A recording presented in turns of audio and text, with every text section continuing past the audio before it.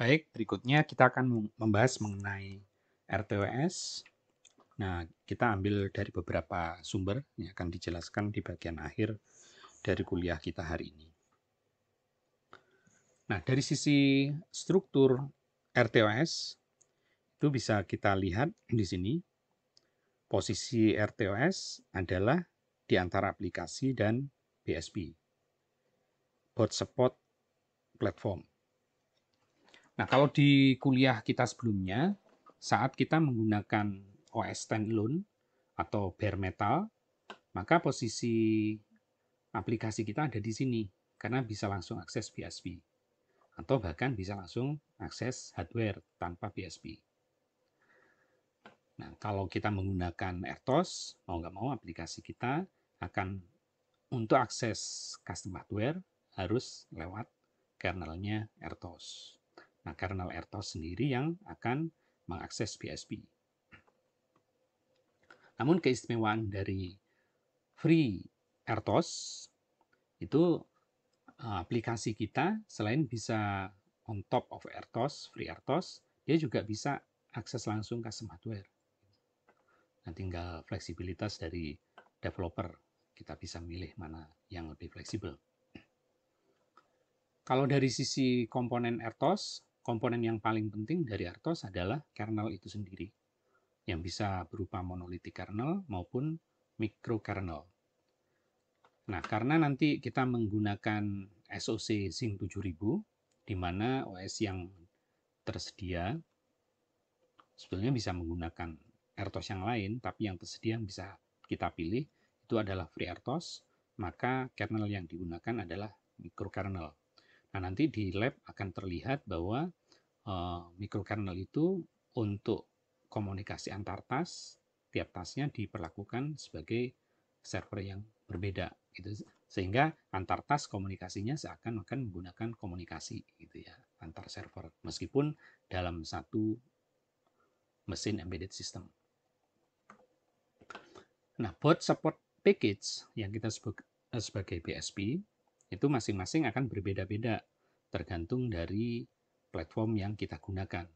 Kalau SoC Zing 7000 tentu BSP-nya nanti di-create oleh Xilinx, TMS oleh Texas Instruments. Nah, yang BSP ini merupakan target spesifik dari RTOS. Jadi RTOS yang digunakan dia harus support hardware yang akan kita gunakan. Jadi milih RTOS apa? Contohnya kalau SoC Zing 7000, karena yang tersedia RTOS free RTOS, maka pasti free RTOS itu sudah menyiapkan interkoneksi ya mungkin quote unquote API-nya antara kernel dengan BSP-nya. Nah, di RTOS kernel sendiri itu bagian utamanya adalah task management, kemudian timer, kemudian inter-task communication and synchronization, dynamic memory allocation, dan device I/O supervisor. Nah, sementara itu bagian unit terkecil di RTOS kita sebut sebagai task. Nah, RTOS schedulernya bisa deterministik, ya.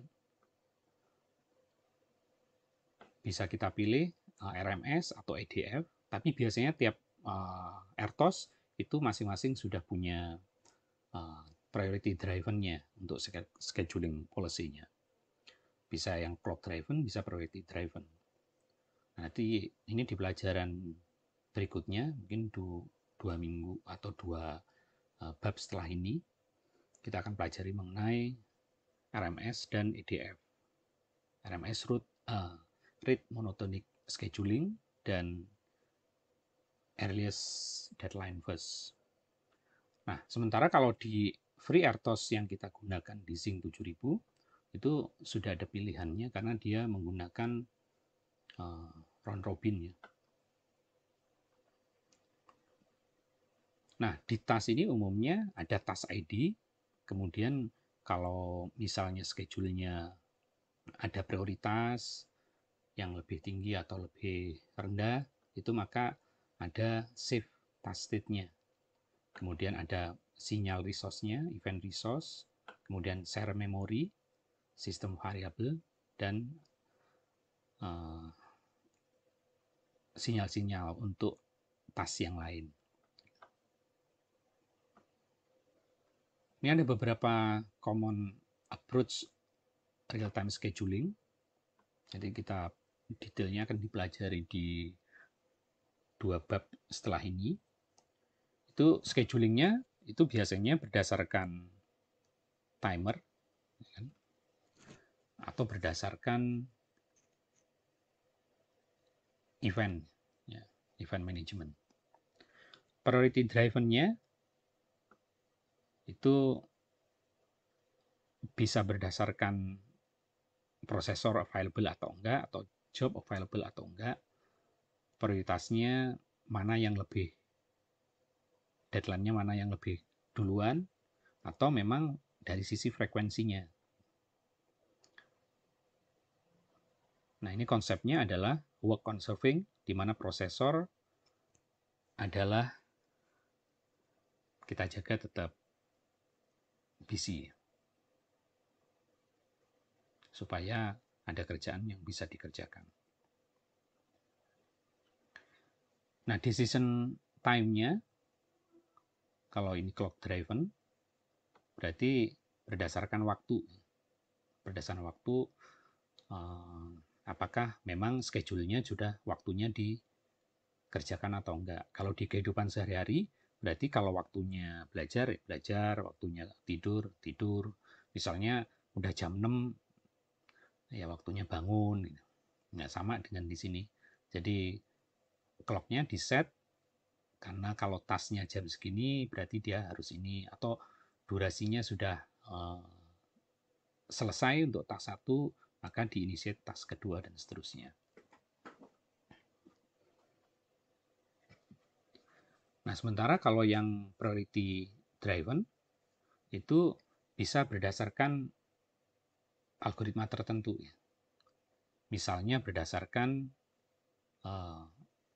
rate monotonic scheduling, berarti yang paling sering yang didulukan, atau berdasarkan earliest deadline first, itu berarti yang deadline-nya duluan yang didulukan. Implementasinya bisa statik, bisa dynamic, bisa juga preemptif. Jadi kalau preemptif berarti priority yang di atasnya akan menyela prioritas yang lebih rendah. Nah, scheduling decision-nya sendiri itu dilihat per task. Mungkin tiap periode tertentu dicek ya. Ketika jobnya baru ada yang masuk, atau memang tiap saat, tiap satuan task, tiap satuan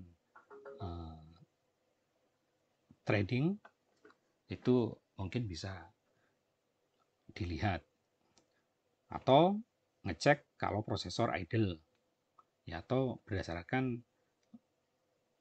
mark ya, atau bendera terhadap prioritas yang berubah kalau yang dipilih RMS atau EDF.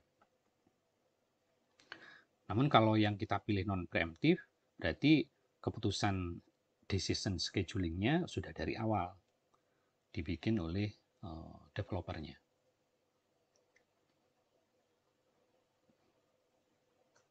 Ini contoh